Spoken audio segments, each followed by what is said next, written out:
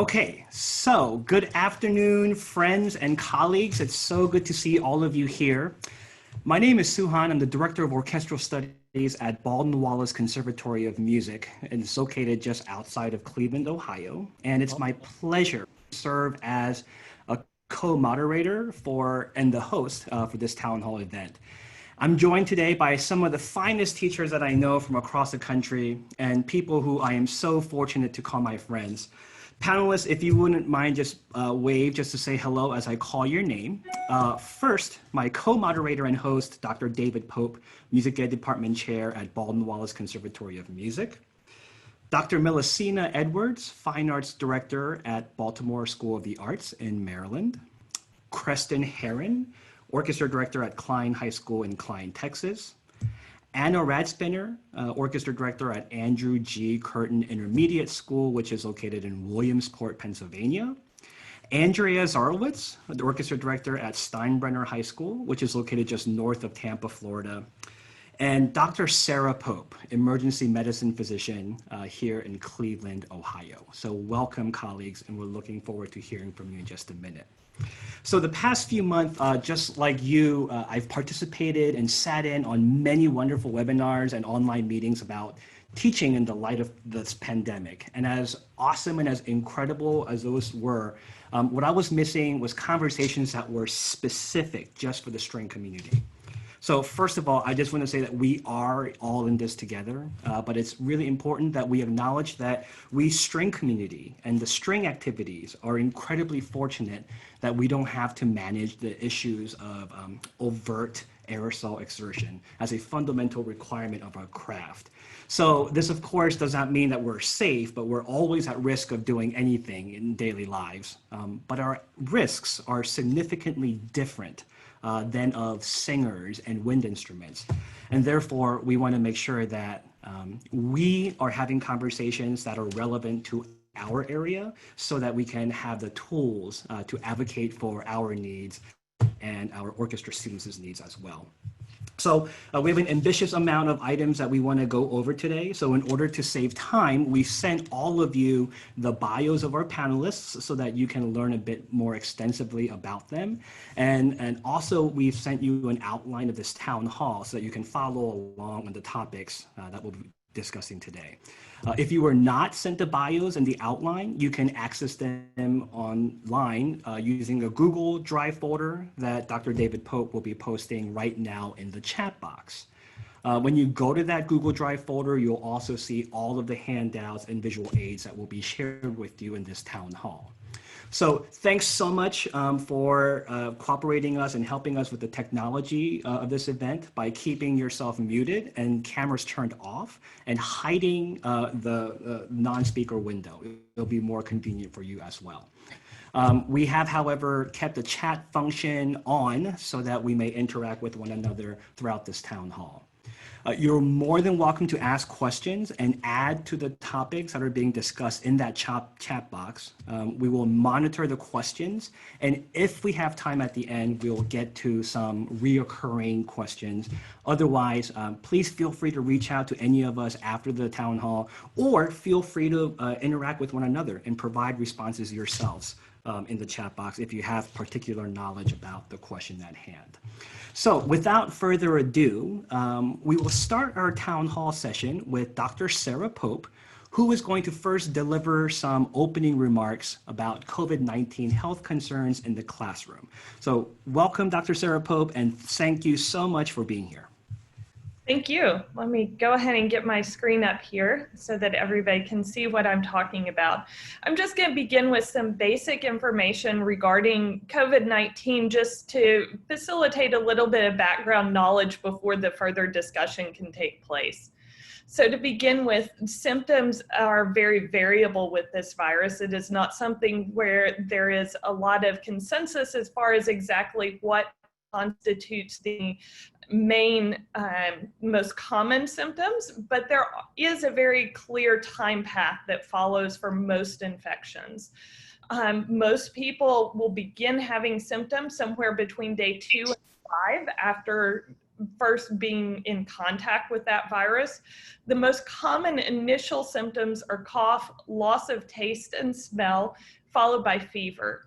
Now, there are plenty of people who present with only GI symptoms or only headache or never develop any symptoms. The one thing that I will highlight on this is loss of taste and smell in an otherwise healthy person is more diagnostic than any test that is currently made for this virus. Now, some people will have just a few days of symptoms. The people who do go on to have more severe course typically require hospitalization somewhere between day 7 and 9. And then if they go on to progress farther, typically require ICU level care somewhere close to day 12. The average day for hospital discharge on people who do leave the hospital is day 22.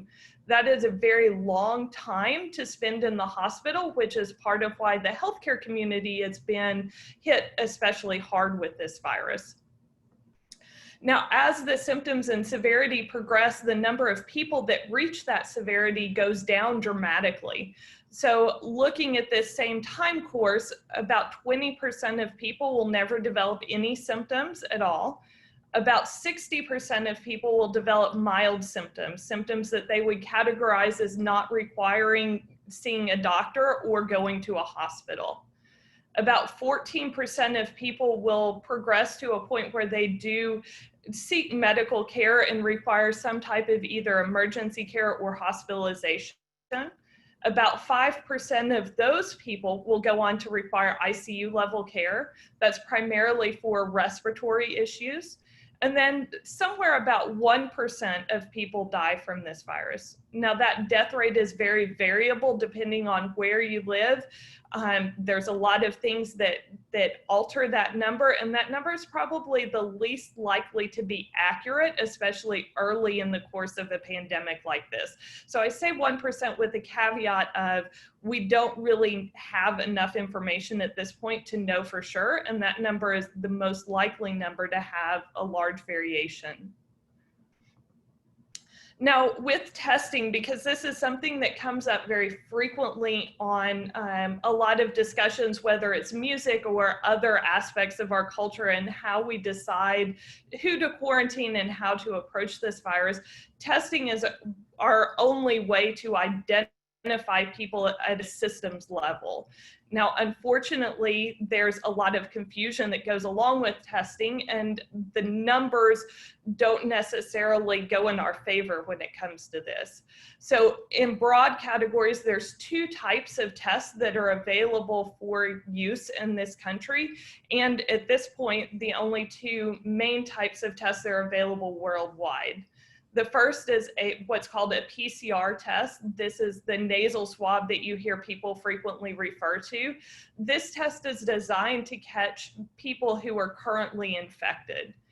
Now, the way that test works is it picks up pieces of viral DNA. It does not necessarily detect virus that is capable of causing an infection.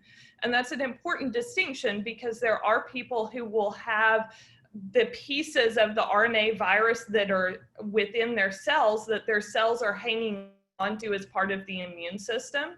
And so we'll continue to test positive long beyond the time at which they are actually contagious and able to spread the virus, as well as the time that they will actually be having symptoms themselves. Now, on the other side of that, the goal with that test is to catch every person who is positive. And unfortunately, the best tests that we have for that are still only picking up about 70% of people who are positive, meaning that if you do in fact have COVID-19 at that particular time, your test is only about 70% likely to be positive. The other 30% will in fact have this virus and still test negative. That has huge implications for requiring testing to participate in any type of activities because you're not going to be able to catch everyone with that. Now, at a systems level, there is benefit to testing still, and trying to capture those numbers still does harness some benefit, but it is not going to be the benefit of determining who in your classroom is currently contagious or who is currently not contagious. The other main type of tests that are available for this virus are antibody tests. These are commonly used blood or a finger prick to do those tests. They are very rapid, meaning most of these tests are available in a format where you can get results within about 5 to 10 minutes, which definitely has its benefit. The problem is it's actually measuring an antibody immune response to the virus, which means that it's not going to be positive until several weeks after the virus has already been present. So within the first week, there is not an antibody test that reaches 50% as far as being able to detect people who actively have COVID-19. By week 3, or 21 days after symptoms have started, most tests range between 70 to 98% sensitive at picking up this virus. So this still does leave some variability, but 3 weeks after the fact is far too long to base any decisions on who is safe to return to a classroom or to work or to camp or to whatever type of activity you're looking for. So unfortunately, at this point, we don't have a good way to screen people who fall into that asymptomatic category and make sure of who is capable of spreading this virus. That has been the largest challenge as far as trying to contain this virus, is that we don't have a way to separate those people out. And so at this point, going into a new school year, going into states that are opening back up and businesses that are reopening, the concept of using testing to identify who has this virus and who is at risk of spreading this virus is really not very realistic. Now, when we look at the actual transmission and how the virus is spread, there's really 3 main types of ways that this virus can be spread. So the first and probably the most controversial of these is by aerosol. And what I mean by aerosol is the fine mist and moisture that we breathe out or cough out that is smaller than about 5 microns. Now that's exceedingly small. That's beyond what you would be able to feel or detect when someone is talking. And that's what's going to travel the longest distance, but at the lowest concentration.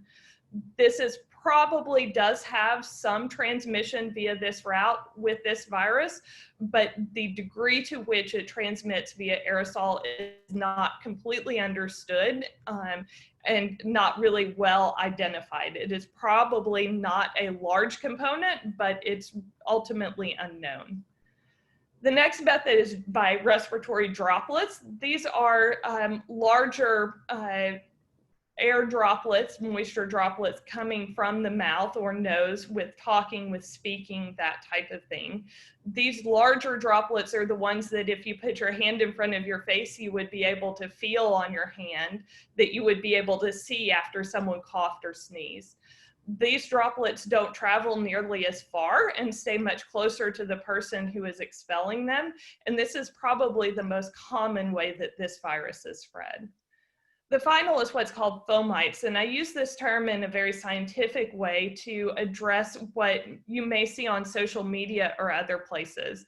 This term is referred to any particle that has come from a person that contains virus and is present on any surface. So these are the respiratory droplets that then settle onto tables and countertops and other places where people then might come into contact with them. With these virus particles, again, similar to how we talked about the testing is used, having virus particles does not mean that the virus is capable of spreading from that. You have to have virus particles that are intact and capable of actually infecting another person to be able to spread this virus.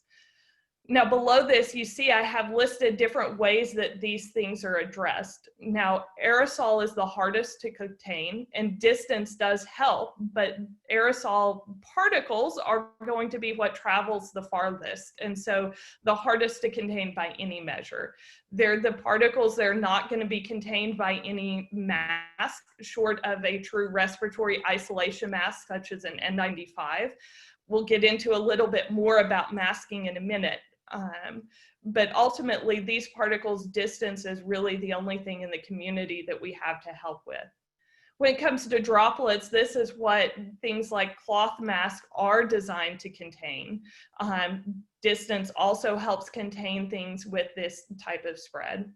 And then finally, with fomite spread, this is where hand washing and surface disinfection becomes very important. So all of the messages that everyone is spreading about not touching their face and washing hands and disinfecting high-touch surfaces all fall into the fomite category of spread. Now, ultimately, at this point, hopefully you are starting to see that zero risk is really not a realistic situation for anyone currently. Ultimately, that's still okay. We still are not in a horrible situation with this. There are things that can be done to mitigate these risks. And if you have left your house in the last 6 months or so, chances are you have already been exposed to this virus. Our bodies are designed to fight off and have defense mechanisms to protect against viruses. And so just by virtue of the virus being out there does not necessarily mean that you are going to get sick or that you are going to spread this virus. So as we go along, talking a little bit more specifically about different things that can be done to help minimize this risk. Distancing is one of the things that is very frequently discussed in our mantra of social distancing these days. The rationale for this is based on trying to contain both the larger respiratory droplets and medium respiratory droplets. Now, 6 feet is what is commonly referenced in the United States. In other countries, it's either 1 or 2 meters, depending on the situation that you're addressing. So 1 meter, as you can see marked on this graph, catches a large portion of the larger droplets and some of the medium-sized droplets. It does not catch any of the smaller to medium to small droplets or any of the smaller airborne droplets. With the 1 meter, which is roughly 3 feet, you do catch the majority of risk of transmission, and a lot of the studies that have been performed overseas have looked at 1 meter, and inside 1 meter being the contact that's necessary to confer high risk of spreading this disease. 2 meters or roughly 6 feet accomplishes a little bit higher percentage of containment. It's still not 100%, but it does catch the vast majority of things, and so has been what has driven a lot of the policies that have looked at trying to decide how close people can be to one another and not spread this virus. Now, you will see, looking at this graph, that there are small droplets that are going to extend beyond 2 meters or the 6 feet border, which is accurate. There are times that there are virus particles that are still infective that will extend beyond this, but is very small and not the typical spread of things. So when you're looking at reducing risk overall, the biggest risk reduction comes within that 6-foot radius. Now, we'll also point out that this is a radius. This is not a unidirectional distance. So if people were only looking in one direction and never turned their head to speak or to talk, then yes, it would be more of a laminar shaped flow. But because people turn their head, they look to see what's going on, our respiratory particles are ultimately being spread in pretty much all directions, which is why having things in all directions is important. So a lot of the lines where people are shoulder to shoulder, but 6 feet front to back, really isn't accomplishing a whole lot. Now, I told you I would also talk some about masks. So there's several different levels of masking, and ultimately these are all looking to protect against different particles in what I just showed you. So the N95, which is very popular in the news and the media lately, is true respiratory isolation, but only when used correctly. So this is what healthcare workers are especially concerned about. The downside to these types of masks are it is very difficult to put on and take off this type of mask in a way that you maintain that respiratory isolation. The average person is not going to be capable of using an N95 for any significant time or in any significant repetitions without exposing themselves and essentially taking away the added benefit that an N95 provides over things like other types of masks. So ultimately, the procedure mask that you hear referenced as far as a medical mask being very similar to an N95, in a person who is not trained to take on and put on and take off these masks, you're getting the equivalent protection with a medical procedure mask that you do with a true N95 mask. Now, going from there to things like cloth mask, which has become much more of a discussion because it is readily available to the average person and is mandated in many states. This mask protects against the larger droplets and many of the medium-sized droplets. It does not protect against any of the smaller aerosolized droplets, but it still does reduce risk. It's a matter of minimizing and taking multiple steps that all each have some benefit to reach an acceptable point overall. There is not one fix that is going to accomplish truly taking care of and protecting every individual. It's going to be a matter of using multiple methods that are suboptimal, but together do provide some benefit. So that's where cloth masks do help, and the more people wear cloth masks and the more multiple people who are sharing the same space are all wearing masks, the better off the protection is going to be. Now, to take that from there to things like face shields, which are also becoming more popular, especially because you can see people's facial expressions and watch people speak. The face shields themselves provide some protection, but it's not as good as cloth masks. Ultimately, that is going to keep some of the larger droplets from going any significant distance, but there's still nothing to keep those contained at the person who's wearing the shield. It's all going to still be in for lack of better purpose, a cloud around them that is not as well contained as a mask would contain. Now, that being said, it's still better than nothing, and there are people who are not able to tolerate or are disadvantaged by not being able to see people speak, where face shields do have a benefit, but it's probably not as protective as wearing a cloth mask. Now, the other thing that often comes up with masking is eye protection with this. Now, eye protection is much more important at much closer distances and much less important at larger distances. So with those large to medium-sized respiratory droplets, eye protection does become very important, and especially in a healthcare setting where you are face-to-face with respiratory droplets on a regular basis, that is something that is absolutely necessary.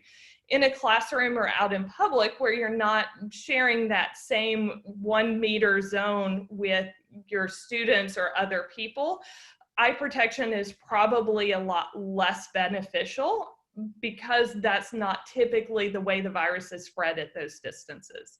That being said, there hasn't been enough research done on that to identify exactly where and when those things matter and at what point a face shield or goggles or some other type of eye protection is going to confer added benefit. Now, as we move further, hands and face, this is something that is probably the most important thing as far as trying to contain spread of this virus, is simply washing hands. Now, we would all like to think that we can keep our hands off of our face for at least short periods of time. Realistically, this is not the case. Most people do touch their face pretty frequently, and that's one of the large ways that this virus spreads. So once you have a fomite or virus particle that's sitting on a countertop or a light switch or a doorknob or some other object, touching that virus with intact skin on your hands does not necessarily allow the virus to get into your body and cause an infection. But where that does spread infection is when that virus sticks to your skin and then you reach up and touch your eye or touch your mouth or touch your face and allow that virus to get on what we call mucous membranes, or the areas of our body where that virus can directly enter cells, those being the eyes and mouth most commonly. That would also include any open sores on any skin. So paper cuts or having particularly dry skin from washing your hands all the time can also break down that skin barrier and allow the virus to enter that way. Now, the biggest thing that is important with this in any virus is if you are washing your hands more frequently than you are touching your face, chances are you're not going to be able to get the virus from touching objects. So the goal with frequent hand sanitizer, frequent hand washing, is to overcome what you're touching your face with more than it is to stop anything else. Now, touching your face is very difficult to do, and one of the concerns with masking is that it does increase the number of times most people touch their face, either to adjust the mask or because the mask itself is causing irritation, things like that. And so it is important, whatever mask that you're wearing, to make sure that it fits comfortably and that you're not constantly having to adjust it, because this is counteracting any benefit that it's providing. Moving on to the surfaces and what surfaces are going to contain virus and how long they're going to stay there. So there are some specific surfaces that have been well tested with COVID-19, and there are some surfaces that we extrapolate from other viruses that behave similar to COVID-19. So for surfaces that have been tested directly, cardboard, we know the virus is no longer capable in causing infection when it is sitting on dry cardboard for 24 hours. This is why most medical professionals have chosen to use things like paper bags and cardboard to store masks. The next would be wood and cloth. This is referring to untreated wood. So a lot of times you will see reference to this with things like instruments and that sort of thing. Most likely the varnish that is applied to instruments is going to extend that time period. We don't know exactly because that's not what was specifically tested with this. The final is plastic or steel, the more non-porous, hard, impermeable surfaces. Those we do know that the virus lasts about 72 hours on. It is possible if the surface is grossly contaminated, meaning that it is moist, there's other organic material on it, that it is going to last much longer. This is only in reference to the respiratory droplets that are landing on dry surfaces and the surfaces being kept dry. Likely, any moisture is going to extend the time that the virus is still capable of infecting cells. To what degree that plays into things is really not well known yet. Now, when it does come to surface disinfection with this, typical household disinfectants do kill this virus. It is not one that is particularly challenging to kill. There are extensive lists of specific products that are effective at killing this virus. In general, most ammonia-based cleaning products, hydrogen peroxide-based cleaning products, and bleach-based cleaning products are going to be effective with this.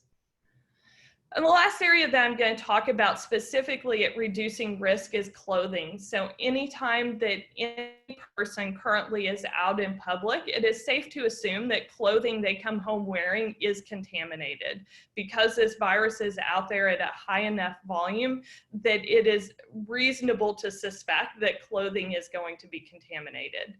It's important to use that information to keep certain areas of your home as contaminated areas and clean areas.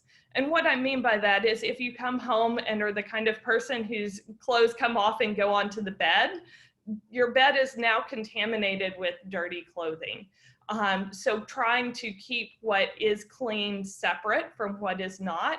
And the surfaces that are going to be contaminated, that are going to come in contact with belongings that go outside the house, clothing that goes out the side of the house, those sorts of things, it is more important that they get wiped down at least daily, as opposed to areas that are not going to come in contact with that. So things like, assuming you keep the bedroom as a clean area, the bedroom would not necessarily need to be cleaned as often.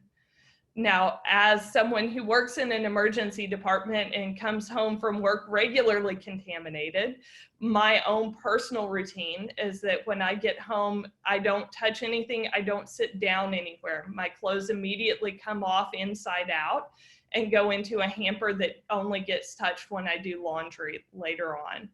I immediately get a shower, and that includes washing my hair. So there are people who daily hair washing is much more of a challenge.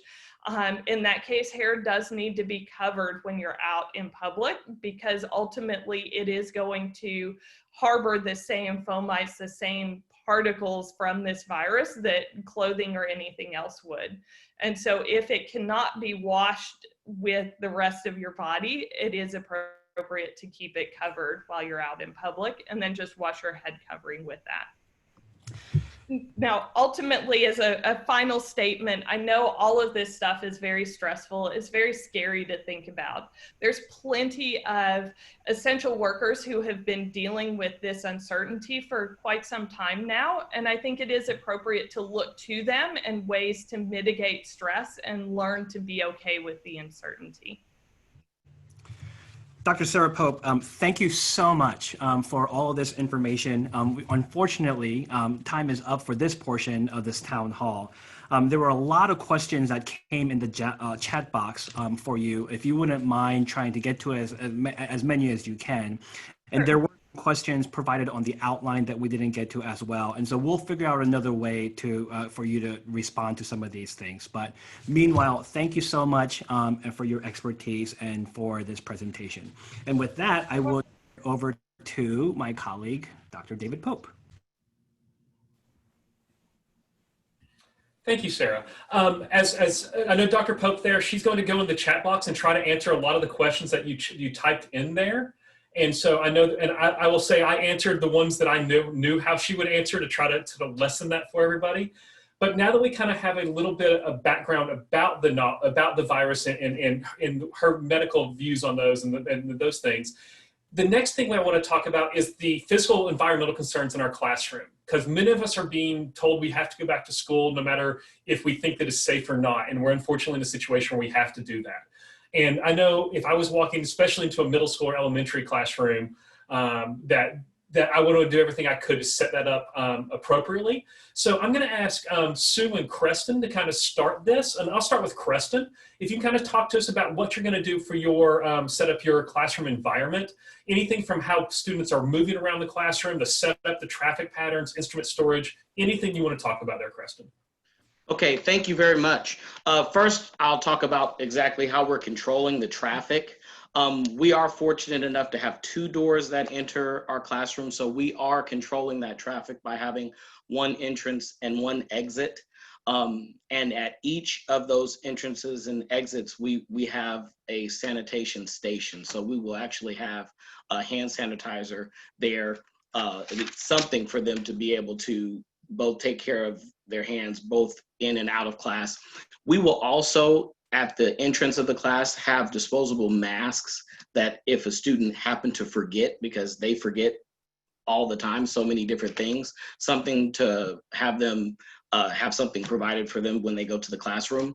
We've actually been instructed just yesterday, actually, as we all know, it's so fluid, this process, that we are directed to have each of our classes set up in rows to help facilitate the setup of the room. So we will have rows for each of our classes. And we will also, for instrument storage, and we'll talk about this a little later, for students that can't bring their instruments back and forth, specifically the basses, we will be storing them in our back storage to help so that we're not sharing instruments later on. I think we'll talk about that later. Thank you, Creston. I just have a couple of things to contribute to this conversation as well. So again, this is made available to you on your Google Drive here. The first is this handout that I've made for my orchestra students here at BW. This is going to go alongside the course syllabus. It just basically points out the physical environment concern policies. So you can read through all of that. First thing that I do is just generally, what are we trying to do? And then the entrance and exiting of the rehearsal space. The ultimate goal of this procedure is to limit the number of individuals that will come in close proximity and avoid face-to-face breathing as we're passing by one another. And so we at BW, our orchestra rehearses in the auditorium. And so I have provided locations as to where I want all my students to store their cases and their book bags, and then walk onto the stage. This is made available to you. You can change the language, and of course, feel free to change the diagram as you see fit as well. The second thing that I have to share with you is just something that's very straightforward. It's a setup chart that I've created in the auditorium stage that we are using. Now, we are observing 6 feet social distancing in all directions. And so with that in mind, the max number of students that we can fit on stage is 28 for us. So this is what 28 looks like. So we are operating as a string ensemble only in the fall semester. And this is what the seating chart will look like. And we'll talk a little bit more about curriculum, as you'll see in your outline here. And it shows students where they should enter and exit, depending on if they're on stage left or stage right. And then I also show a diagram as to where the wipes and the sanitizers are going to be. I'm asking all of the students to wipe down all the chairs and stands as they finish as well. So again, all these diagrams are going to be something that I'm going to be putting into the orchestra syllabus. In your situation, it might be your handbook, but all these documents are made available to you in that Google Drive. So you can go in there and change the name. And so, yeah, I asked Dr. Sara Pope, I said, what is with the 6-foot rule? And the one thing that I got away from that conversation is that, and as you saw, as you heard in her presentation, that, 6 foot is just that number that, you could have aerosol things that extend beyond 6 feet, or you could have things that don't go as far as 6 feet. So I saw a lot of teachers and social media setting up their classroom 3 feet side by side and then 6 feet front to back. And so now that I've seen Dr. Sara Pope's presentation, I understand where that 3 feet logic might come from. So that is all I have to contribute towards this topic as well. Okay, I'm going to add a couple other things since I saw some of this pop up in the chat box. Somebody asked about rooms with one door, and I've taught in a classroom that has that.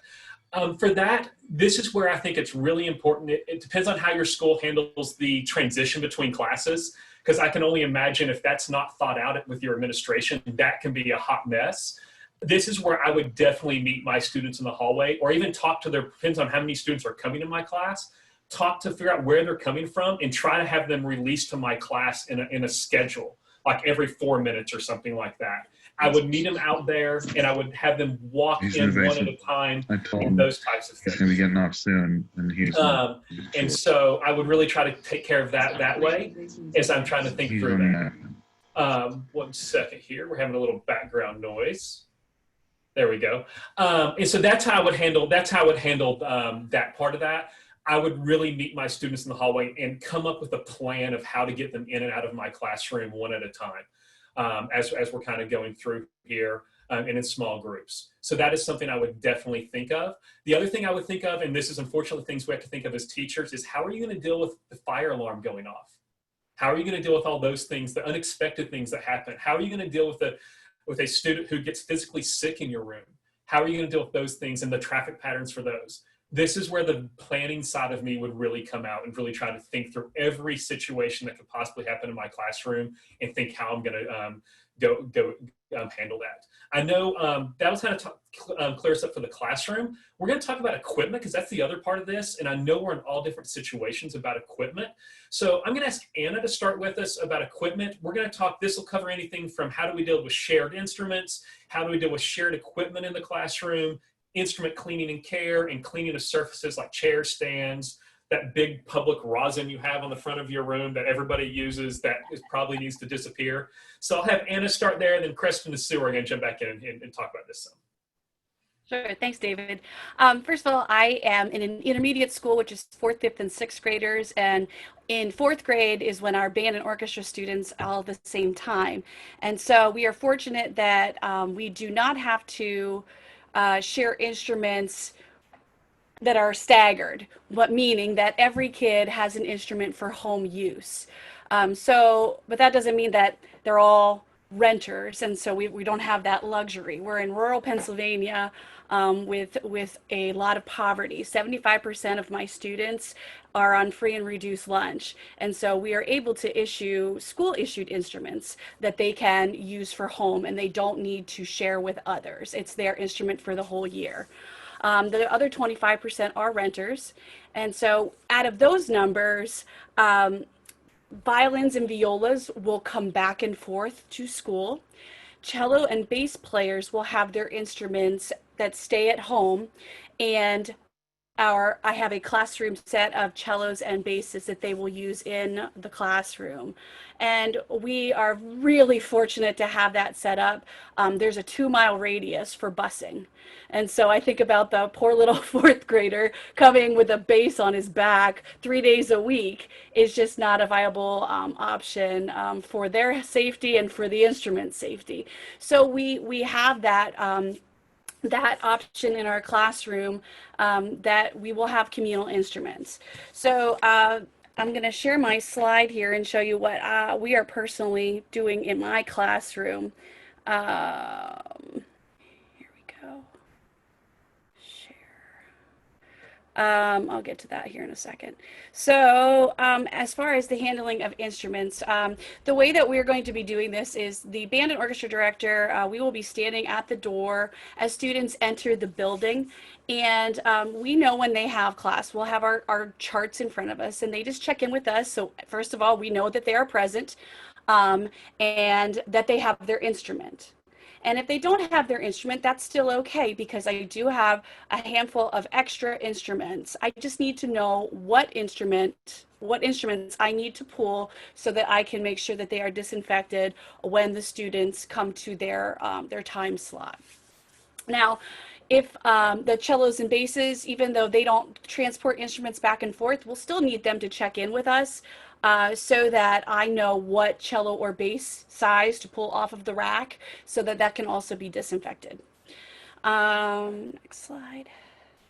So after they bring those instruments into the building, I have an ideal, amazing situation, and I know not all of you are fortunate to have a gigantic classroom with not a lot of people traveling near your room. So I'm really blessed. But for us, we're able to put instruments in the hallway as they come into the building. They'll continue to flow right in. They'll set their instrument down and continue on up to classroom.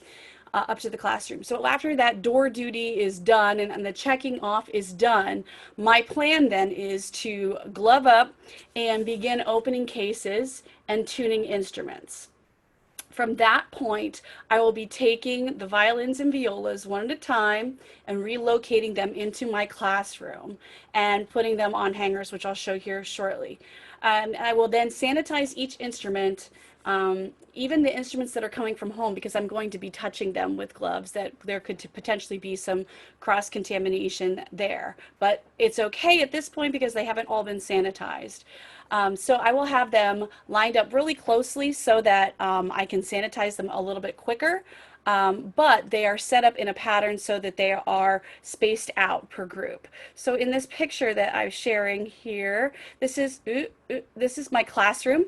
Now these hangers here these are stock photos that I just try to give you an image because I haven't actually been able to be in my classroom because of cleaning right now.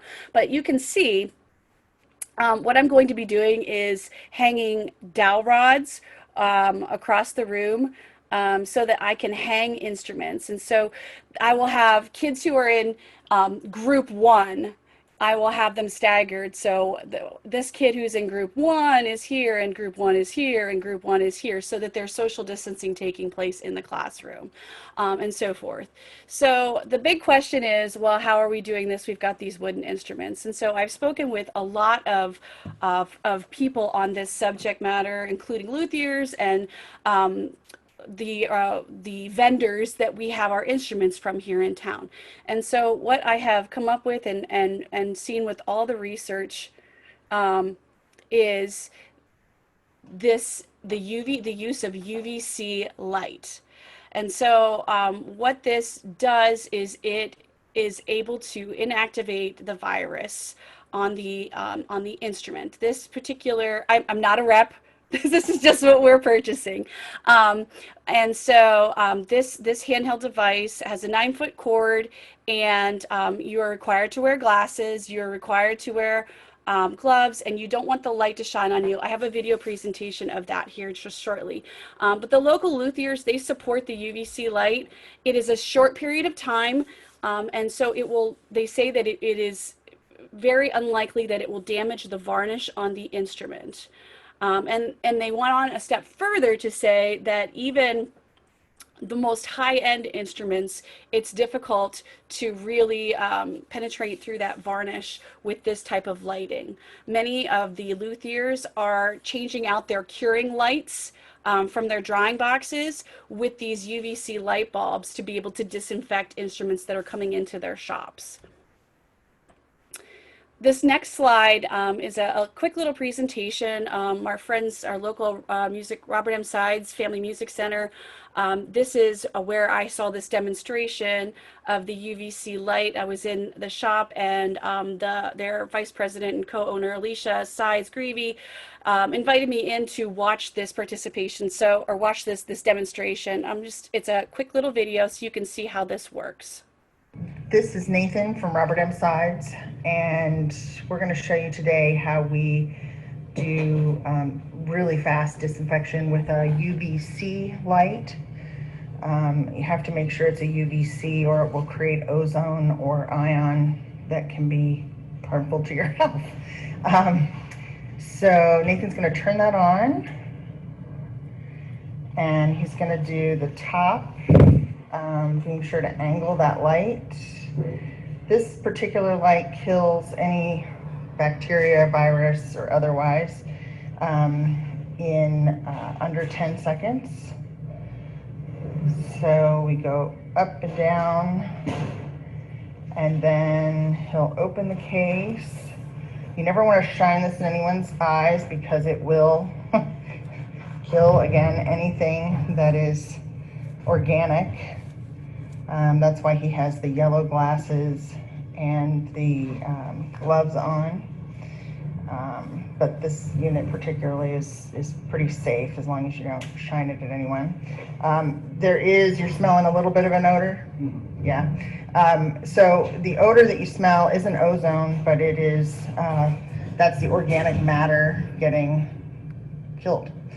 So this is how we do quick disinfection of instruments as they come in. Otherwise, we do a 5-day quarantine. Okay? Thanks, Nathan. Bye. Okay. So a couple things about it is, when back with this diagram, what my plan is with this is to be able to take this device and it takes 10 seconds to be able to do this. I'm not going to do this with cases. I'm just going to do this directly to the instruments. The doors will be shut. There will be no students in the room. And it's a fairly quick process. But I'm going to do it first thing in the morning. to try to get them all done at once, because there will be other folks that will need to use this machine. It is an expensive machine, but in the grand scheme of things, what are we going to be spending on all of these other cleaners that aren't necessarily things that we can put on wood surfaces? That particular unit is $450. But like I said, I'm not pushing this particular product, but it's what we were going to be getting for our school district. This other quick little slide here is just a hanger contraption of what I'm a tinkerer and I like to problem solve, and so it's just a hanger, and so I will show this. I'll stop sharing this, but this hanger, it's just a regular hanger that I folded in half. And then you can put the instrument right on the hook, just like so, and hang on like your closet hanger. And so, super solution, so you can hang it up and then not have to touch it again. So that's how we're handling the disinfecting of the instruments at my school. And I'm sure there's other folks who have things to talk about with the other disinfecting. I just have 30 seconds here. There's no need for us to reinvent the wheel. ASTA just released a couple weeks ago their COVID-19 support resource guide, which was great. Creston was on the committee that helped put together that document. And if you read through that, there are a lot of products and resources that you can use. That ASTA resource connects you to their instrument cleaning tips and guide, their normal cleaning care. And so again, there's no reason for us to reinvent the wheel. I've provided the ASTA COVID-19 resource guide into our Google Drive as well. There's one product that they mention, which is the Method All-Purpose Cleaner. It could be a product to use in cleaning of the instruments. So I just wanted to add to this conversation.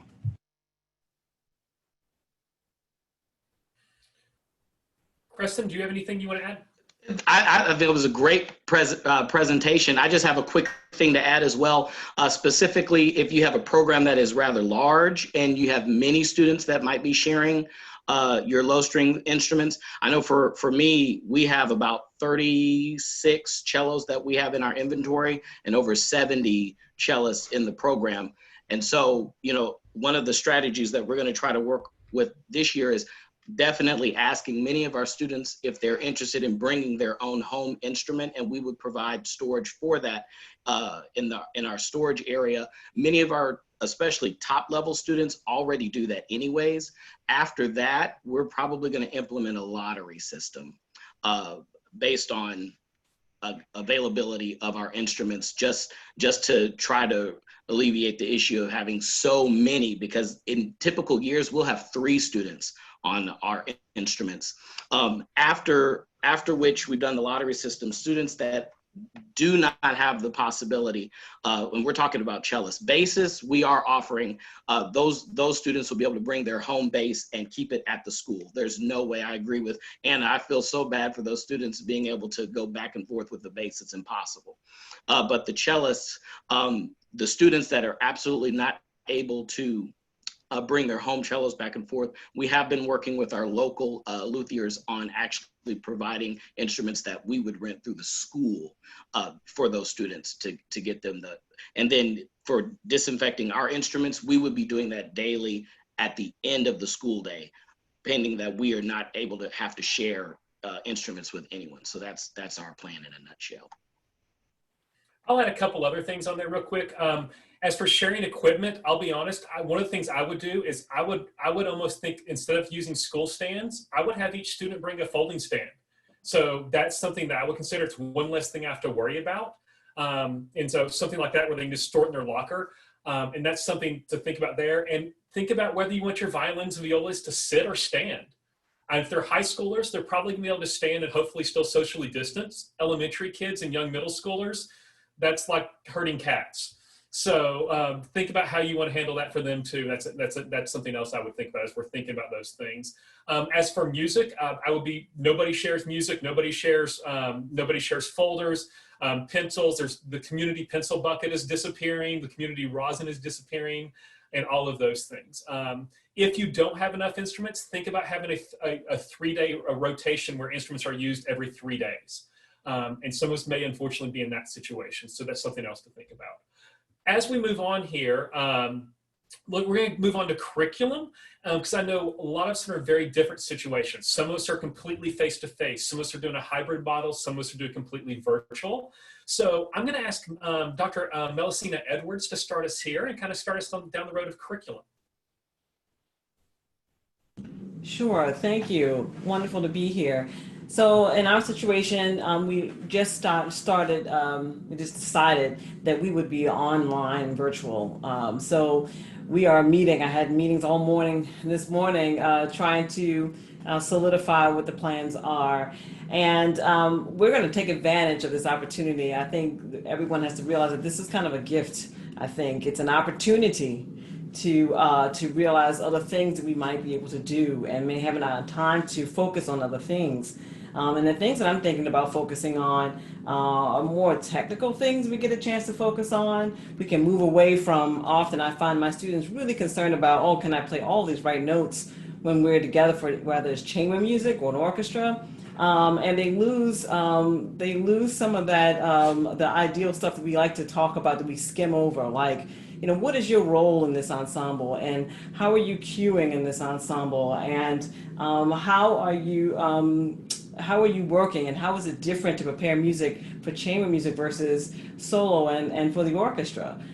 So I think they're going to have more time and we'll have a deeper dive into preparation for playing in these different ensembles. And I think there may be, if we can, as educators, really be clear that there is a difference between preparing solo work, chamber work, and ensemble music, and how our roles and how we fit into that. So I think we're going to have more opportunity to have more. I'm working with high school students in a performing arts school, so that's a little different from the younger kids, but we're going to take advantage of this opportunity to get them to think and dig a little deeper into what they're doing and how they're actually functioning in our ensembles. We're also going to take time to invite more people in. Their guests are not having much to do, I think, right now. And I have friends who are in Berlin. I have friends who are in California. I have friends all over the country. And it's going to save me a little penny to be able to have them come in and have some video chats with my students to talk about careers and talk about their roles in their ensembles and, you know, how are they functioning and rehearsing. So I think there's so much that we can to really take advantage of at this time. And I'm looking forward to actually figuring that all out. And I think we'll be better for it once we come out. One real thing that I'm thinking about is we talked about masks the other day, and I think we were talking about, you know, okay, there might be some that are see-through so that you can see kind of what our inflections are and what we're trying to get done. Well, I'm looking at it as a way to get my students to learn how to gesture more and how to make those. How can you tell if I'm breathing? And because it's very frustrating sometimes with my students if they don't make these grand or big enough gestures to really get their ensembles to play together.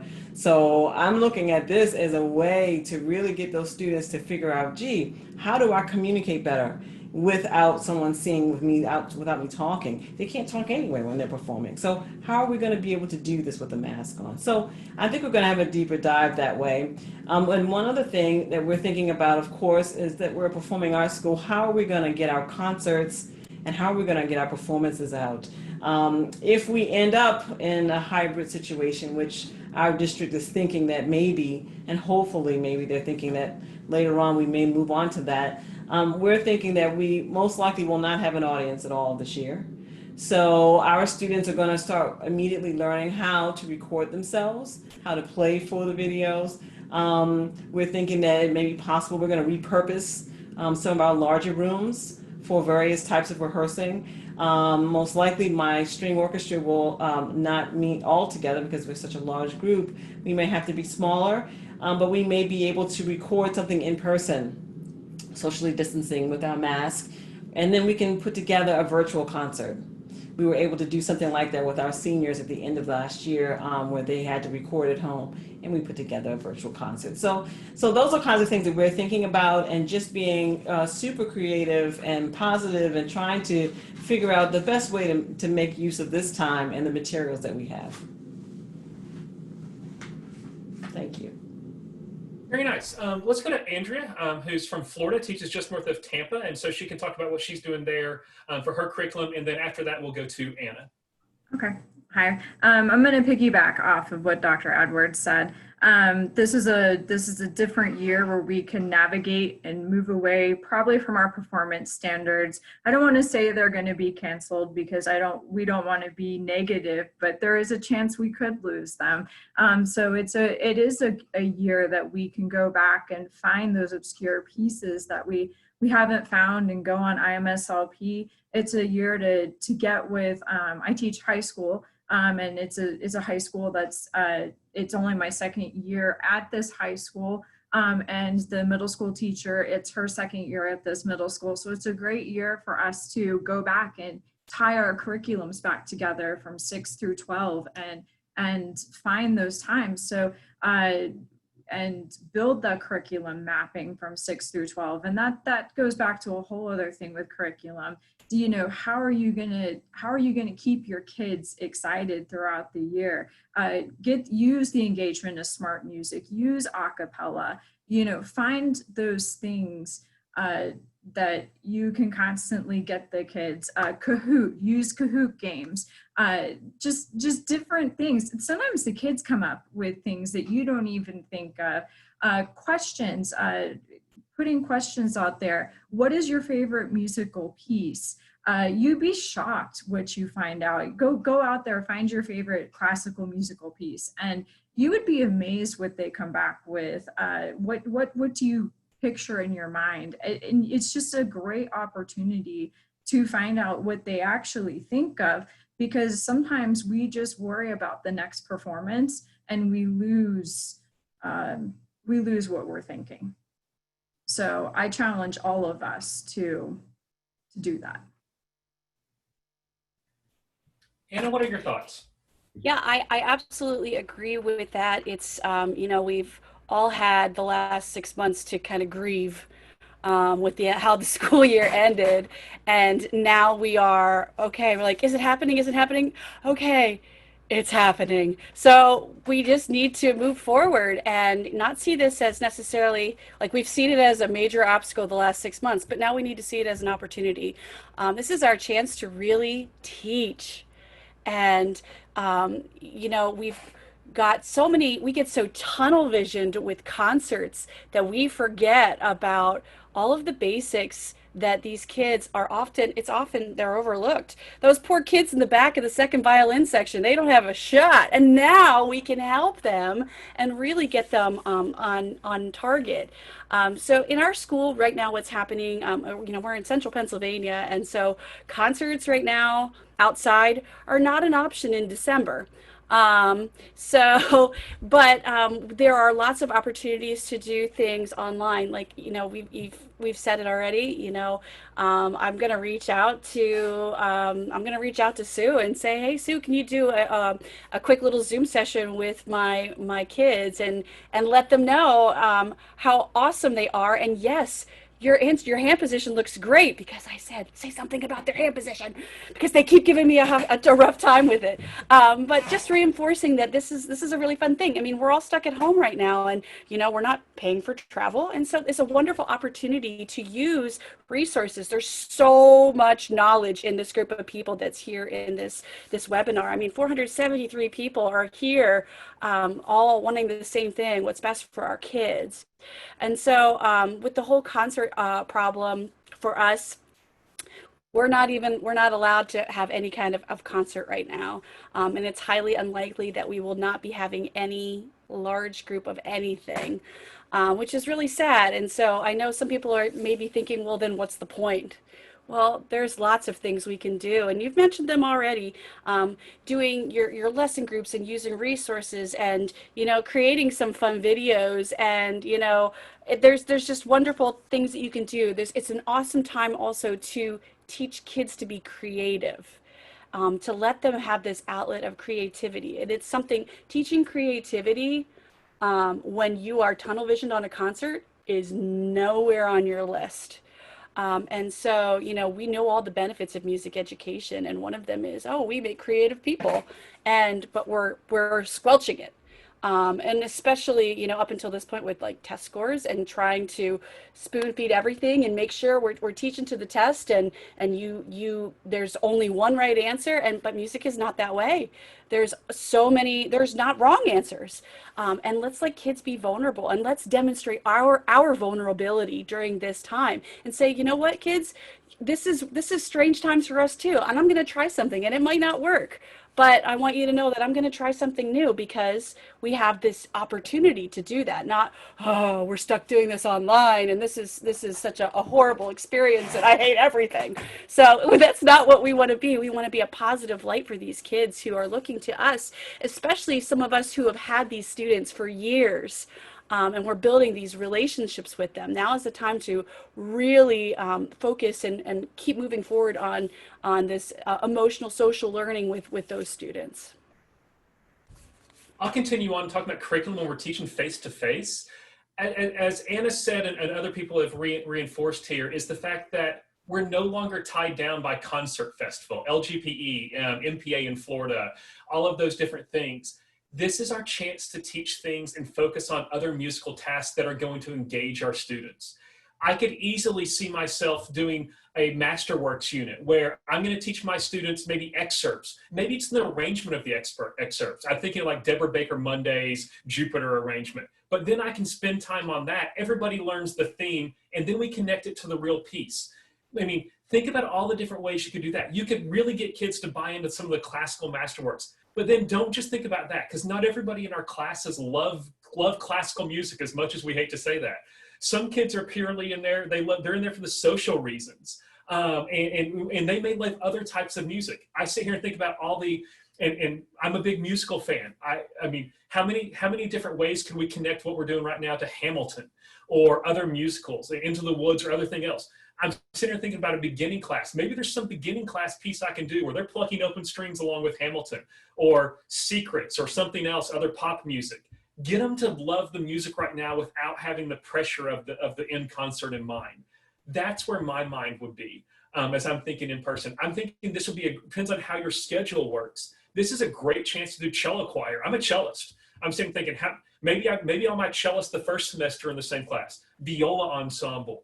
I mean, I used to have a colleague that I worked with in Florida. She always told every year the beginners that the smart kids played viola. And I kept getting like 30-something violas every year in high school and like one violin. I'm like, for the love of Pete, stop telling them the smart kids play viola. Again, these are great opportunities to think about ways we've never done things before. And it could be things where it's mixed instrumentation, where it may be a viola and a cello or a viola and a bass. There's resources that are out there. There's more resources that are coming out that I know people are working on. So think about those different ways to do those types of things. So it's not just our goal is to learn a 3-octave G major scale today on bass. Again, how many high school bassists actually will go up 3 octaves and use that on a consistent basis? No bass joke attended there, but think about those types of things as you're going through and making your lessons. It's not, if you're going into this year thinking it is just going, we're going to do concerts as normal, you're going to be in trouble. You have to think outside of the box. You have to think, how can I keep the students engaged? How can I make it a musical experience? How can I introduce them to things maybe they've not done before? How can I inspire more kids to play viola in my ensemble? Or how can I figure out to get those middle school bass players who were so challenged when we first started, then get to their second and third year of playing where the music gets so easy they get bored while everybody else keeps going? How can I focus on their technique? That's where my mind would be. And so getting all those students to get really engaged without the pressure of a concert is where I would be thinking. Anyone else have anything to add on curriculum before we move on? I just have something real quick for face-to-face teaching in terms of curriculum, in terms of repertoire. I just want to share that there have been a couple of composers that I have fallen in love with and discovered or that are new to me. If you don't know George Walker, Lyric for Strings, you should, it's beautiful. Oh my God. There's a young female composer named Jessie Montgomery, who is out there composing incredible chamber music and works for strings. I'm programming her piece called Strum for string orchestra. That is so cool. And Dr. Edwards, you're nodding your head. And then there's another composer, Coolidge Taylor Perkinson, who is also an incredible composer. And so I just wanted to, I'll type these composers into the chat. Give it a listen. They're gorgeous string orchestra repertoire. And I know, of course, there are tons of other standard classical rep that already exists. Okay, the next thing, we've actually touched on this a little bit, but we're going to circle back around to it just to make sure we've covered everybody here. And this is where Dr. Pope can jump back in if she has other thoughts here, and is personal safety measures and how we're dealing with those. We've got 5 minutes scheduled for this. And I know Dr. Pope covered a lot of this, and I can see the chat going through here where she's answered a lot of questions. But I know, I believe Sue and Anno had some things they wanted to add here, then Dr. Pope can jump back in if she needs to. Yeah, with as far as personal protection, one of, we're all doing the mask thing right now because that's the requirement. And I know that there's probably a ton of glasses wearers on here. And I mean, you put it on and it's like the drive-through of the 80s, and you can't understand what's going on. But then you also have the fogging up. And so the other thing, I just want to show you just a quick little.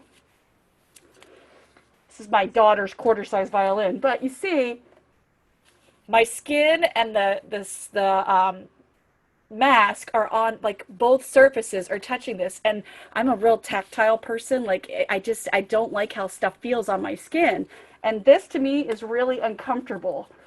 And so I was trying to figure out, well, what other solution is there? Because the shield isn't a solution. And so one of my students, they all use gaiters. And I was like, well, I wonder what that's like. And so I tried one of theirs and then played, and I was like, oh my gosh, this is night and day. So if you've never tried it, just to give you an idea, I don't have one. I ordered a bunch and they're on their way. They're not here today, but I'll just use my Penn State t-shirt to show you. So, sorry. Okay. But you put this up and like, it's a little bit, it'll be back like this. But the great thing about it is you can all understand what I'm saying. My glasses aren't fogging and everything is solid here. It's so much more comfortable to play. And so I'm just thinking, like, as I was, dreaming of what this year is going to be looking like at 3:30 in the morning, wouldn't this be a great fundraiser? Like, to get your whatever orchestra program on a gaiter, and maybe they keep it in their case for orchestra, or maybe they just want to wear it all the time. But I vote for the gaiter, even though I don't like the Florida Gators at the end. And as Anna said there, before we jump over to Sue, that's a great way to advertise for your program. I think about that every time I got students to buy t-shirts. That's free advertising for your program. And right now, anything good is going to help. So let's jump over to Dr. Hahn to see if he has anything to add. Just real quick, for those of us that are looking to invest in shields, and especially after having talked with Dr. Sara Pope, I'm going to be wearing shields and probably do mask just as an added measure. One shield that I really like that I've uploaded into our Google Drive is this Z shield, just because it goes up and not down.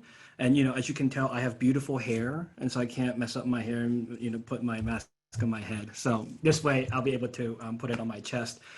This product was shared with me by Maestro Kelly Kuo, who's an incredible opera conductor. And he reviewed, and he really liked it. So, oops, sorry. So I put the Z shield up there. And then I guess the last thing that I want to say is that, I have moved with my conversations with my dean, everything up to this point, we've been told what's going to happen, that these are what the policy is. And I've kind of pivoted just a little bit from being told what we need to telling my dean what I need. And so I want to encourage you to start thinking about your conversation as well as you prepare for the classroom. And so I'm putting this in here because for safety measures, our school has worked really hard to put hand sanitizers all over the conservatory. But I did come out and say that's wonderful and that's great, but I need hand sanitizers on the stage or in the classroom because I'm having students to wipe down chairs and stands. So little things like that, I want to encourage all of you to empower yourselves and shift the conversations from waiting to be told what the safety measures are going to be to being empowered to request and have conversations and, and navigate your conversations that way. Can I add, I'm so sorry, real quick on that. I think it's okay to also ask our students, and I meant to add this earlier. I'm asking each of our students to bring a box on top of the Kleenex, but also a bottle of hand sanitizer, paper towel. I've actually talked with our building principal to provide the household, disinfectant solution that we would use on our chairs between each class, as well as the masks. You can ask them to provide that so you're not using your budget for everything. And then just to close, for those of you that are in the greater Cleveland area, I know David's been doing this too. I've been going to Costco like every week and starting a stockpile of Clorox wipes and gels and all those kind of stuff. I don't think I'll need it at the conservatory, but I'm picking up these things for you. And so if any of the greater Cleveland area teachers are short on these things, give us a call. David and I will drive out to you personally. We'll help you set up your classroom and 6 feet apart though. 6 feet apart and gift you some hand sanitizers. I go to Target almost every day at 8 a.m. and because I know that's when they open, and I'll buy my one I'm allowed, and I know if I'll use what I need, but then the rest of it I'm literally going to give away to every teacher in our area. So great. Okay, so we're doing great on time, and we're staying right on schedule. So those are some conversations and ideas for teaching strings in a face-to-face environment or in-person environment.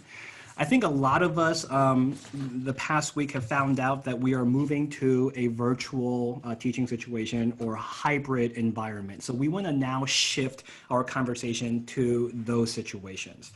The first thing that we want to talk about is we got a lot of questions about, okay, we're going to virtual and we're teaching online, especially in the beginning string settings. How are we going to recruit kids? And how do we do class sign up? How do we measure students and all those things? And so to kick this conversation off, we're going to go to our beginning strings expert on this panel, Miss Anna Radspinner, who has a presentation prepared for us. All right. So we start our beginning strings in the fall, and we are going to be creating a recruitment video, something that we've always wanted to do and just never did it. And now we're like, well, we got to do this. And so we actually are scheduled tomorrow to do this together. And I would encourage you all to consider that, time is not on our side with being able to do things in person. So time is of the essence, and there is definitely a sense of urgency to get your videos prepared for recruitment, especially, you want to have videos that represent all of the instruments and both men and women on your instruments, so the kids can see that the violin isn't just for girls and the bass isn't just for boys. And so creating those videos is something that's going to be incredibly helpful. We're thinking that we could, we're probably going to be in a hybrid situation. So my band director and I are talking about because they're also doing videos, we're going to take these videos to each of our 4th grade classrooms, and we're going to narrate the video. So that way it's not like a point and watch another webinar, that it's a little bit more interactive. Now, of course, if we have to go completely remote, we can still be interactive using Zoom and sharing it that direction. We will be doing all of our recruitment with paperless instead of passing out papers. Our kids are going to be they're all one-to-one. And so we'll be able to exchange information that direction. As far as our parent nights are concerned, this is the big question, like, how are we doing this? Because our school has said nobody's really going to be allowed in the building except for the kids and the staff. So we are counting on our vendors to be creating some kind of video presentation on on what their rental programs are like. And so we will do our Zoom meetings with parents to share that information. Now about sizing. So there are all kinds of sizing guidelines that are out there. You know, you'd think that everybody would have a ruler in their house, but that's just not the case in lots of situations. But everybody's got bills, like not these kind of bills, but like paying utility bills. And so I got to thinking that, you know, if you just take 2 regular sheets of paper and put them like this, well, this is a 3/4 size violin. If you stick it from your shoulder, you tape it together, shoulder to the middle of the palm. And if that goes too far, then okay, let's try the next thing. Okay, half size would be 8.5 by 11, and then turn it this direction. And if that's still too big, then you want to go with the 1/4 size. There are also all kinds of boxes of cereal out there that can do the same thing. And if you look on the Facebook group, the string orchestra teachers group on Facebook, there are all kinds of things. Gail Barnes posted some interesting information at Trader Joe's with the cereal boxes and cracker boxes, some great information there. But that helps with sizing as well. So I've got that. Vendors. Okay, and the other thing, before instruments get into the hands of kids, it would be incredibly helpful if you were able to get your instruments set up prior to them receiving those instruments. So if you're able to, if you decide you're going to put fingerboard tape on, which I highly recommend if you're going to be remote, so that they know where to put their fingers, see if you can work with your vendors that either A, they can do that for you, or B, you can get in there and find your students' instruments and get them taped. I am a big proponent of, I've always used black pinstripe tape. But now I'm starting to think, and this is all because of COVID, again, another different way to think. What if I use different colors? And what if first finger E on all the instruments is red? And what if F sharp is yellow? And what if G on violins, violas, and cellos is green? And that way we can communicate a little bit better online instead of saying second finger, third finger, yellow, you know, so that it's a little bit easier for everybody to understand that. I didn't want to do that before because it just meant that I always needed to have those tapes on hand, where black was just easy to pull out and go. But in this situation, I think I'm going to try the different colors, especially for the beginners, to see how that works itself out.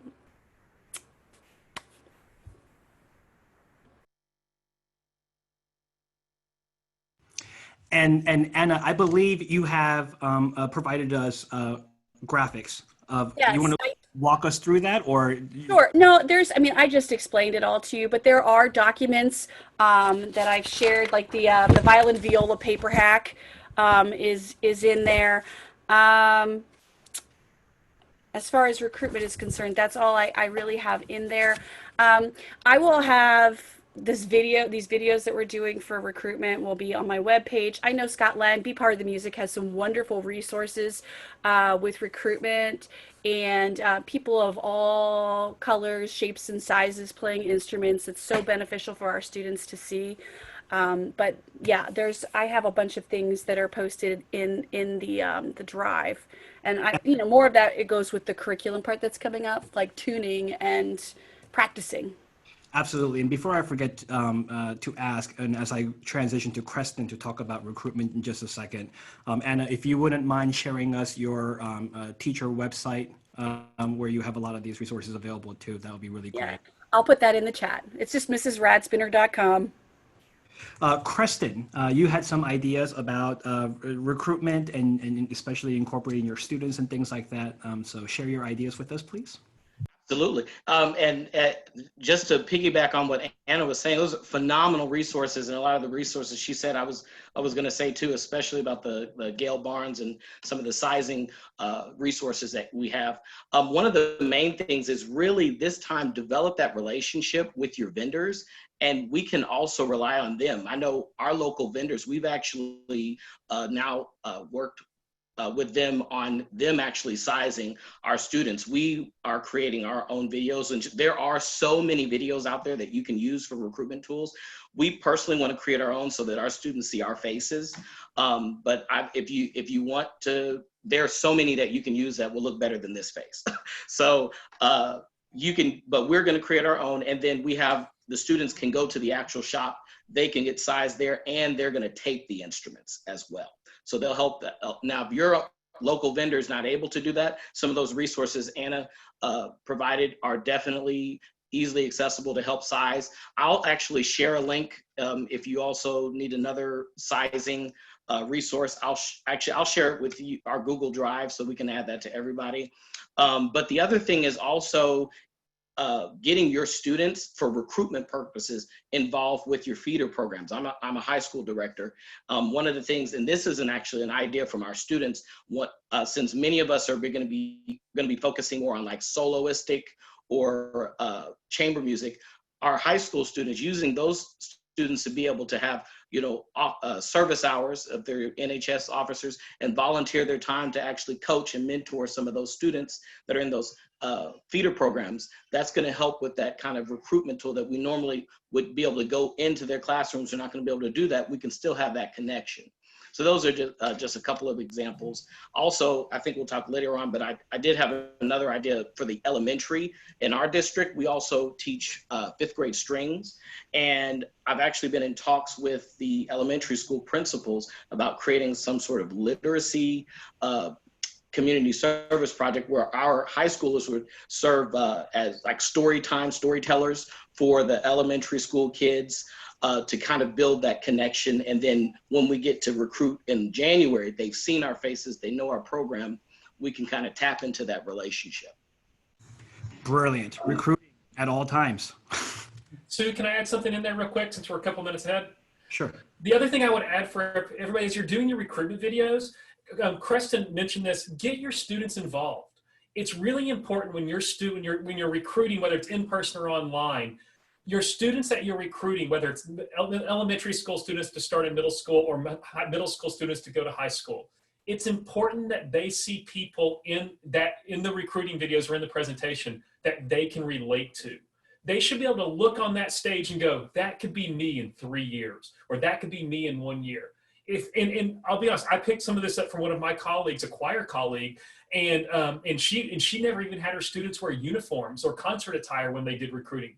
She wanted them to see the students' personalities when they walked in there. They want to see that kid that may be wearing an all black shirt with studs coming out of the side of her, whatever, because that might be them. And that's awesome, rather than just going, I want the cookie cutter kid. So I would really encourage you as you're starting your recruiting is to really figure out ways that the students that you're recruiting can identify with the person up there. And just quickly to piggyback off of that, we also, when we do our recruitment, when we did it live and in person, we bring in people from our community that aren't musicians by day. They're, coffee baristas, or they're doctors or whatever, which is a very good thing for parents to see. They don't see that their child is wasting their life away trying to be a musician, making it on the streets of New York City. They're seeing it as this is a lifelong journey, and that people from all walks of life experience music, and they're lifelong musicians. They have a lifelong love of music making. Great, thank you. Let's pivot a little bit to talking about curriculum and teaching in a virtual hybrid environment. And in that area, we're talking about how are we going to create and manage all the various schedules between in-person and hybrid? What are our curricular goals if we're teaching just online? Lots of questions about beginning strings. How are we going to teach beginning strings? How are we going to tune the instruments if we're all online? How are we going to handle concerts and performances? And so to start this category, I want to go to Andrea first to talk about the high school level curriculum, teaching in hybrid and online, and then go to Anna and Creston to talk about the various other levels as well. So Andrea. Hi. All right. So I was hoping my county would have an answer. Our county right now is going through 3 different versions of, and Hillsborough County is the 7th largest school district in the nation, just to verify for everybody that's trying. So one option is we're half in school, half not in school. The next option is you know, you're doing your virtual thing, and yeah, actually, sorry, I messed up my options, whatever, we're not gonna worry about them. And then now we have this other option of this 9-week learning, but whatever, we don't know what we're doing, just like most of everybody else. But anyways, this one option that we might be dealing with is that we would have half of our students being with us with one half of our students not being with us. And so we would have to teach, you know, X amount of 4 classes of orchestra classes. And then we don't even know how we're going to be teaching that other pack of orchestra students, and or if we would even have those students.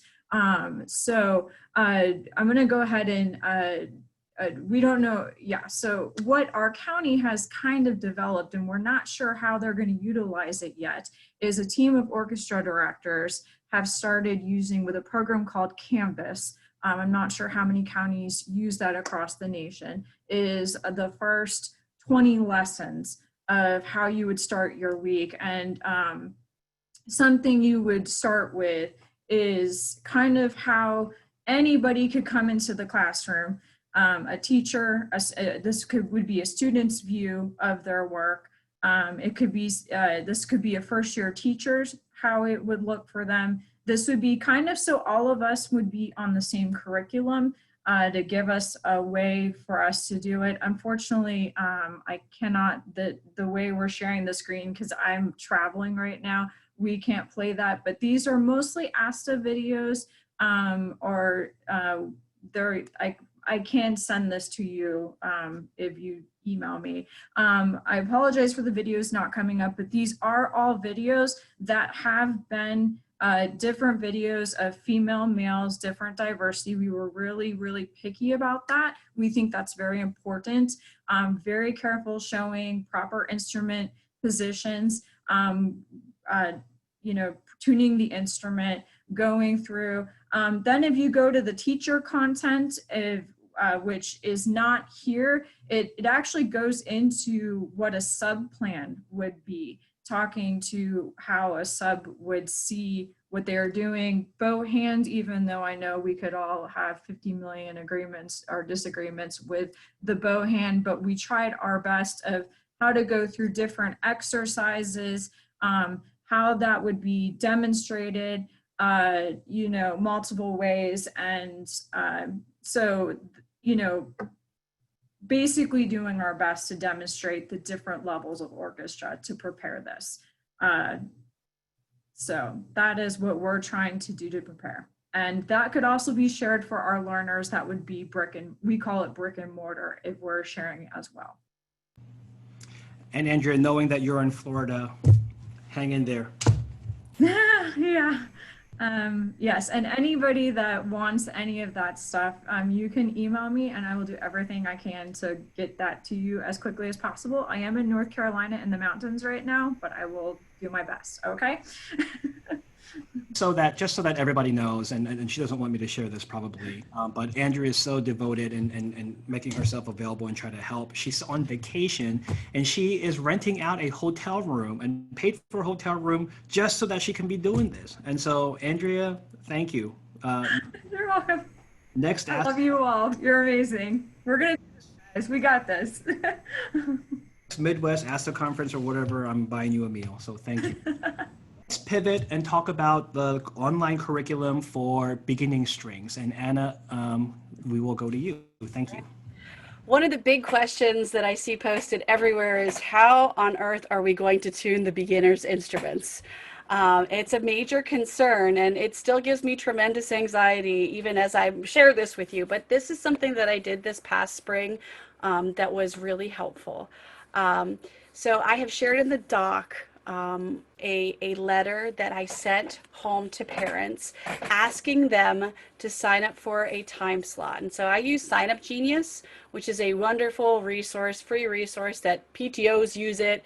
All kinds of people who need signups of meals to bring, and people have babies and you want to bring them a meal, use Sign Up Genius. It's great.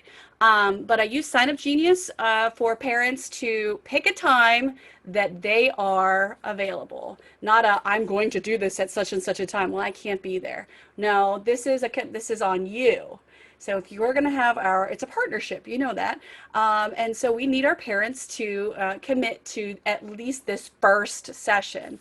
And so I will have parents sign up, and then we will do a quick Zoom session, and I will talk to them about tuning, and we will go back and forth with tuning.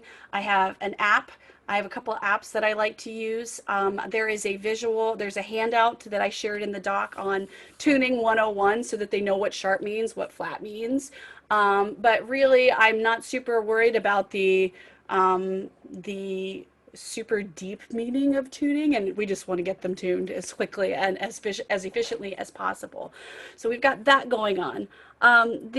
And from there, what I can do is, as students go through, and when we have our sessions and our groups, if there's tuning issues, then they can always reach out to me and say, Mrs. Rad, I can't. My mom can't do this. I can't fix it.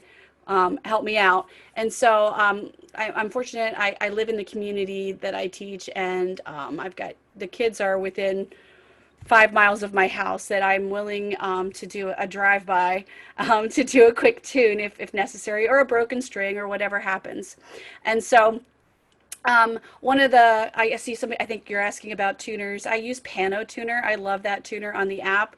I love the visual aid of the colors so they can see exactly where to get into it.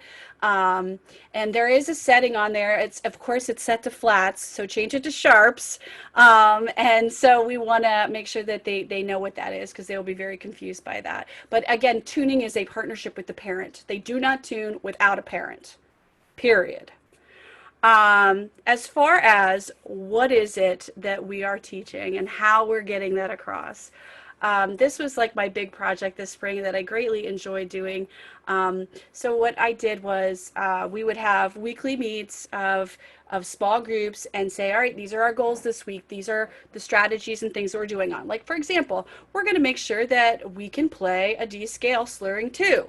And so we would do a couple of exercises, mostly a lot of rote at this point, because school just shut down and we had nothing and we couldn't get anything to them. So we did a lot of rote. And so from there, in these small little groups of me demonstrating and them responding in Zoom with them on mute, that was helpful. But then what we ended up doing was once a week we would have that group ensemble time all in Zoom. I would put them on mute, and I would treat the ensemble time, much like a Suzuki group class. So we would do our warm-ups, we would do the strategy of the week, like slurring 2. And we would try to offer some kind of creativity type activity that went on. And really, really basic improvisation with students. And every once in a while, I would make one of my students a leader. But I also, in addition to doing this whole Zoom thing, like being able to lead with them on mute, I would also simultaneously record in YouTube. And I would do YouTube live. And the reason that I did live was because that video is now not eating up space on my computer. And so it was incredibly helpful and useful, especially for kids who couldn't necessarily join us at the Zoom time, because I couldn't have ensemble time at 2:30 because Mrs. Taddeo is doing her math class with her class. And so that's what we did. And now YouTube, they only saw me. Like what you're seeing right now is what they saw, what YouTube was. But I could see all of my kids on the screen. And so I could see that, oh, the elbow's not under. Oh, you've got a collapsed wrist, or all of these things, and give feedback without naming names. But definitely they knew who I was talking to, because we have all kinds of nicknames for each other, and I could single them out without singling them out. And so, but then it's archived in YouTube, and kids can go back and watch it. And guess what? They're learning how to practice because we're practicing it in the order that we practice. kids don't know how to practice. So always you want to teach them how to practice, and like doing these Zoom classes like that, simple, always following that routine is teaching them how to practice. So there's never the excuse of, I don't know what to practice. No, go press play. This is a YouTube generation right now, and my kids are just constantly consumed. I am over Dude Perfect, and I am over just all of these things right now, and I've got a crazy range of kids in my house. So, but that's where they want to be, so I'm going to be there. And then one of the last things that I do is I want to make it as relevant as I can. Again, it's not always classical music, but yeah, we play a lot of classical. I like to find rock tunes, and I write bass lines to them, and then I'll create a play along video. I know they have just done a lot of good, and I am like crazy overwhelmed. I think some of you did some of the Ghostbuster video that was out there, and the Monster Mash at Halloween that just kind of blew up. But it's a really easy thing to do. I know lots of people have asked how to do that, and I don't want to take too much time, but it's PowerPoint, GarageBand, iMovie, done. It takes a while, but that's what I used. And Anna, all the things that you talked about in terms of YouTube and all that kind of stuff, I've actually put up your YouTube that was shared on the Midwest Clinic page. And so okay. If you scroll through the chat, you'll see Anna in action and doing all of this stuff, and her awesome assistant daughter. My daughter. Helping out. That is also very helpful, but not always necessary. But it's definitely a great resource. Thank you so much. And then before we leave this curriculum topic, I know Creston had some ideas to contribute to this, and also David as well. So Creston, why don't you start us off? Well, quickly, we just found out yesterday that we will be virtual until September 9th, and then we're looking at synchronous. At least I'm planning on that. So I completely had to go back to the drawing board on what our curriculum was going to look like, and I definitely agree with each of our panelists in this enthusiasm on there's so much possibility. And I actually had a meeting with our students and just threw it out there. What do you want to do? What do you want to accomplish this year? And they came up with brilliant ideas. And so what we're actually doing this year, and the reason why I'm doing it this way is so that regardless if we have to pause because there was an outbreak, or if it's synchronous, or if depending on if the numbers of students change, the curriculum doesn't have to change. We're doing units, and we're actually doing 3-week units this first semester. And each of the units are based off of subjects or topics that our students wanted to actually learn about. So the first, we're learning about music from Latin America, film music, romantic era, musicals, musical theater, dance music. So they wanted to learn Renaissance dances. They want to learn about tangos, waltzes, folk tunes. Folk tunes really can bring up different cultures, jazz music. And if you notice, a lot of our unit topics are based on diversity. And that's a big push for us for our program this year, is really highlighting that cultural proficiency in our program, because that not only will that make our students better musicians, it's going to make them better people.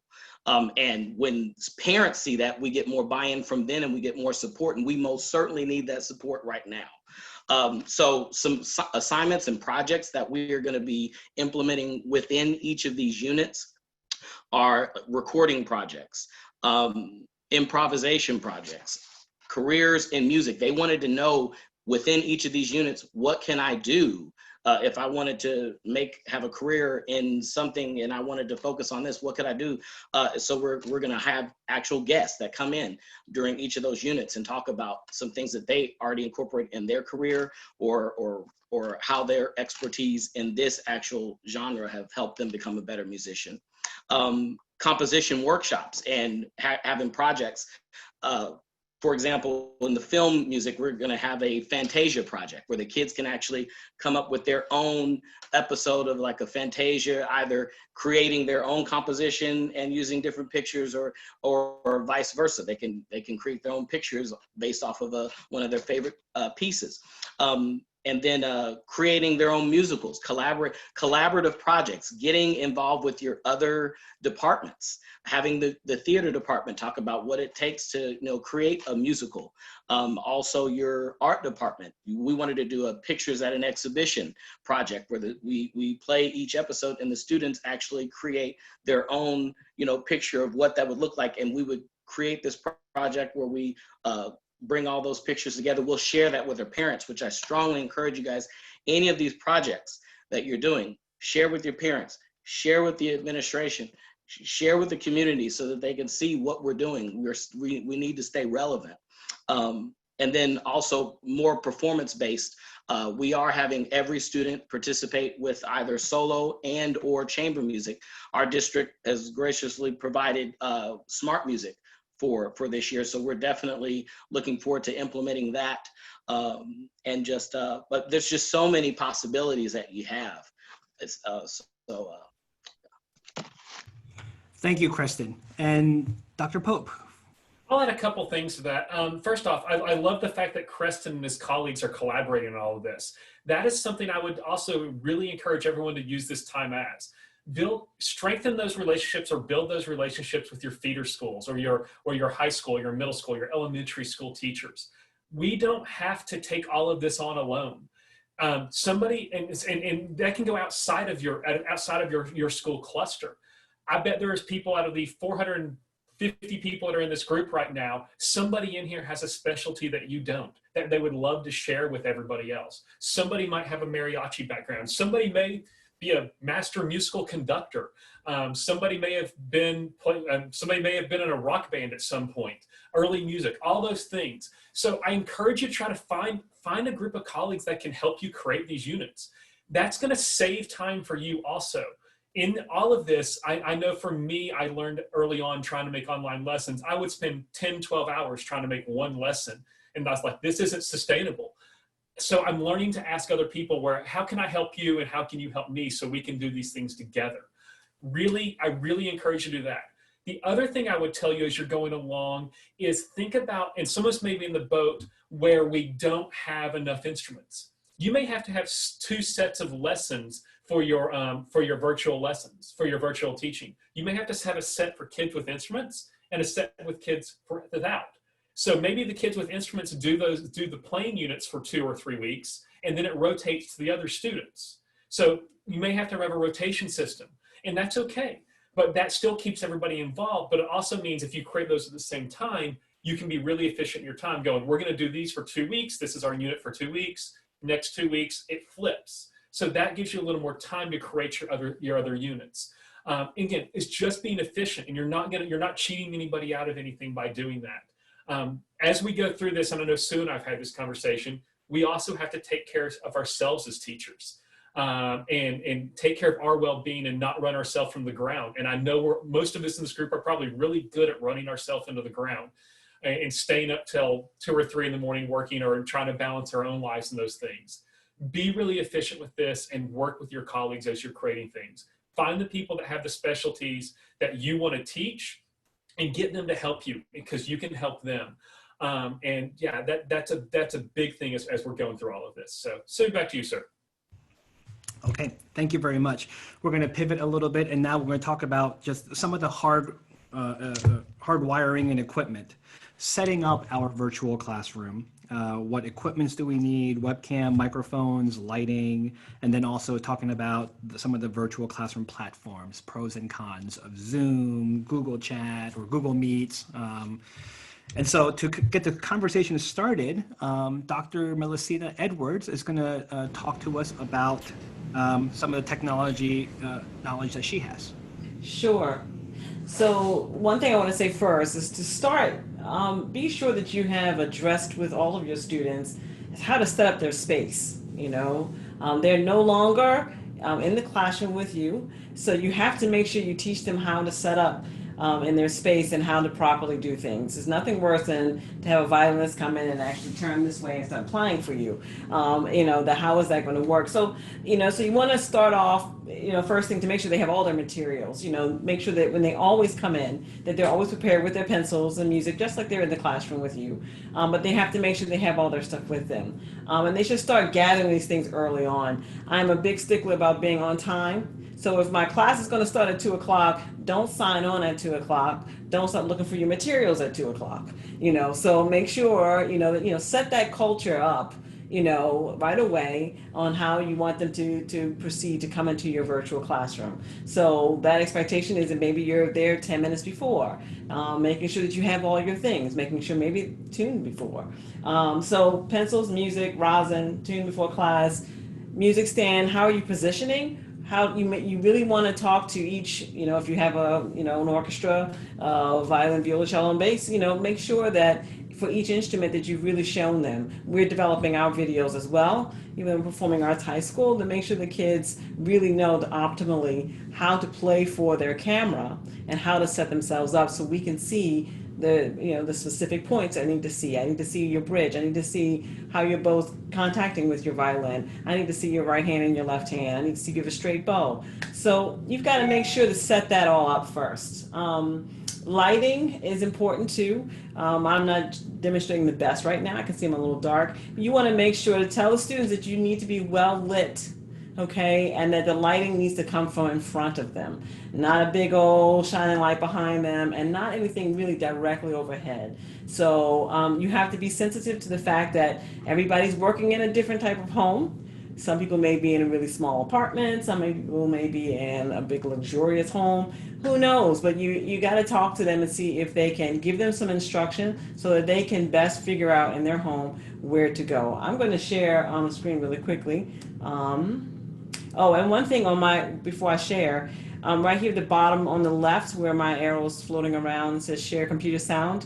If you're ever in your ensembles or anything, if you want to share an audio or a video, something that you've got, be sure to click this share computer sound. You'll get the best sound that way. I learned that most recently. So I'm learning as we go along, and I'm sure we all will be that way.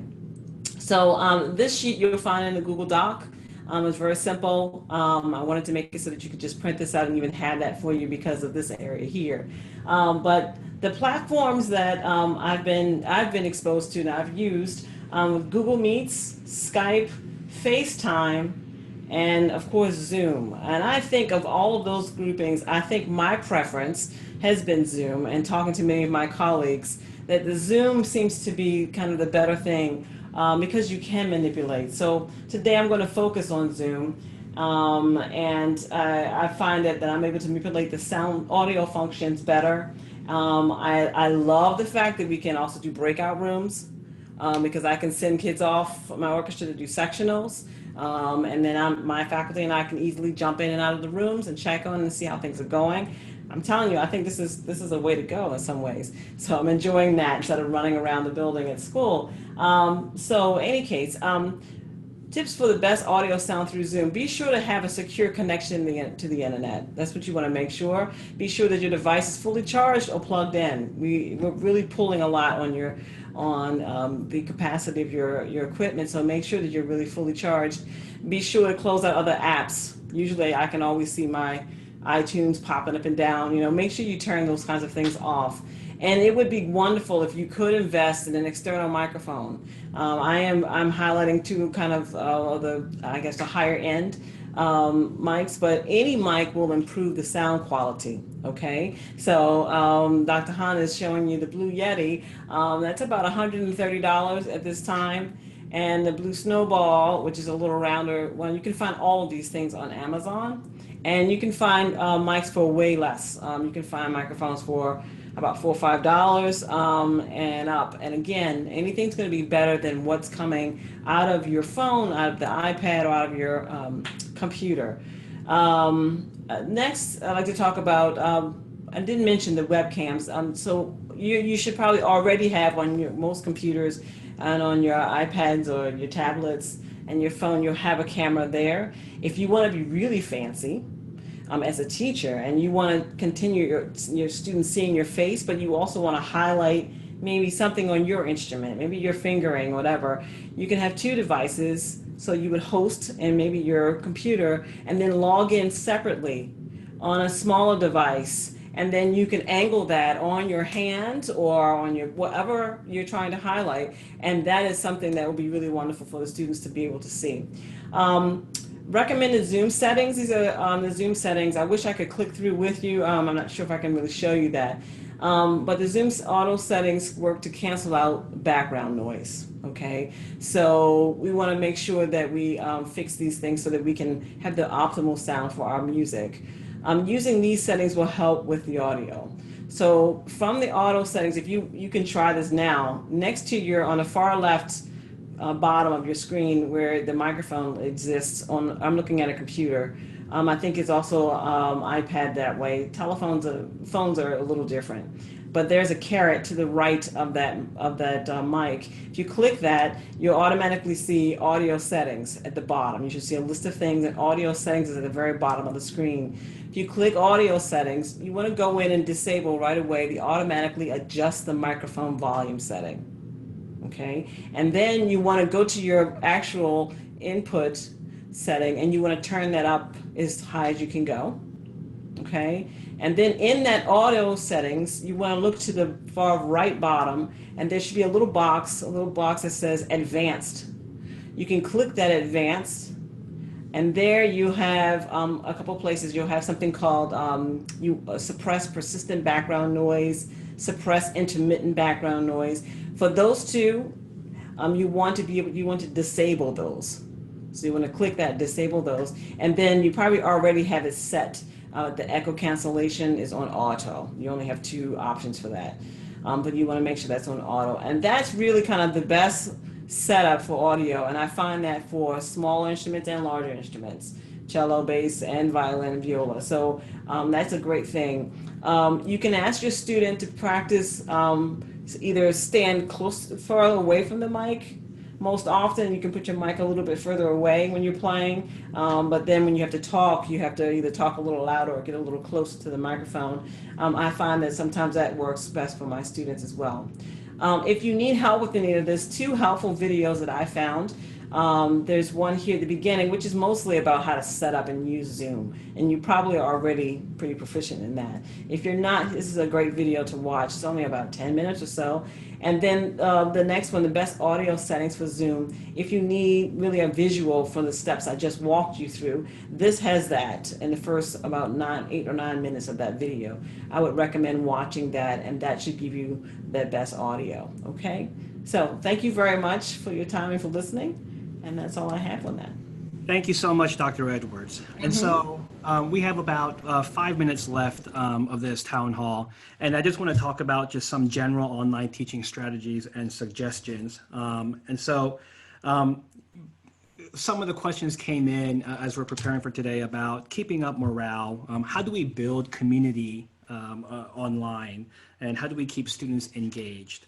And so to kick off this conversation, I'm going to go to Creston and then go to Dr. Pope, and then I'll wrap it up at the end. So Creston, go ahead. Well, just in general, as I was saying before with these projects, when you are creating whatever projects or products, please make it a point to share what you're doing and keep in constant communication with your parents, with your community. They want to see what you're doing. They want to see that. And I think also, I guess in general, when we're talking about what's important and what's vital in this moment is making sure that we are pushing that relevancy and taking this opportunity to approach topics that we're not able to or haven't been able to in the past because of certain restrictions, for example, any competitions and all this setting. So for example, what we were talking earlier with cultural proficiency, I think also taking the opportunity to advocate for cross-curricular projects, reaching out to the academic side and seeing how we can be involved with them so that, especially when we're advocating for future potential budget cuts, seeing that music is relevant. It's beyond just an extracurricular activity. we are vital in our students' lives, and we want to be able to show that. So taking this opportunity to reach out to those other departments and seeing how we can collaborate is crucial. I'll add on there to what Creston said a little bit. The big thing I would tell everybody as you're going through this is remember the kid comes first. That's the back of my mind. How many times do we get so tunnel driven and we forget that the student, there's a personality and feelings behind that student. Remember the student comes first, and connect with the student on that personal level. Throw things in your lessons that will help you connect to them. I know I got in trouble in the spring. My students and I were showing each other our houses. I was hanging my laptop out the window, and then I got in trouble when my wife walked in.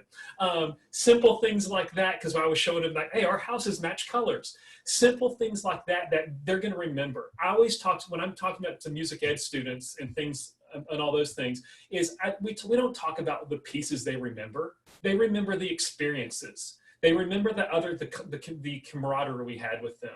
That's what I would encourage you to find ways to build that. It could be a movie night. It could be trivia one night. Any ways you can connect with them and get them to buy in, because if they buy into you and they know that you love them and trust them, they're going to do everything they can for you in your class. So that's what I really encourage you is don't forget the personal side of this and really connect with your students. Dr. Hahn, I'll let you finish this up today. Thank you so much. Rule number one as an orchestra conductor is to end on time. So I could take 25 minutes to say our goodbyes and just to express our concerns and our love for all of you and for your students. But you know, we are friends forever because of the afternoon that we spent together. And as you can get the vibe, like everybody on this panel, we're doing this because we want to help you and because we want to be a part of the solution. And I know all 400, 500 people that have come and gone through the past couple hours feel exactly the same way. So I need to wrap this up and bring this to a cadence. All the Google Drive folder will remain up indefinitely, and then we can add things to that as we go on. Our contact information is here. Dr. Pope, Sara Pope has graciously agreed to create another document to wrap up some of the questions in the chat box. Make sure everybody saves the chat. If you have anything, you go to the 3 dot and you say save chat on your folder. And then the video we will make available, and that will come through Dr. David Pope. So first of all, to all the panelists and to my friends, I love you all. You're incredible. Thank you so much for your expertise and your time. And to all of you out there, good luck. Let's be in touch and help with one another because we're all in it together. So thank you so much, everybody, and have a good rest of the evening.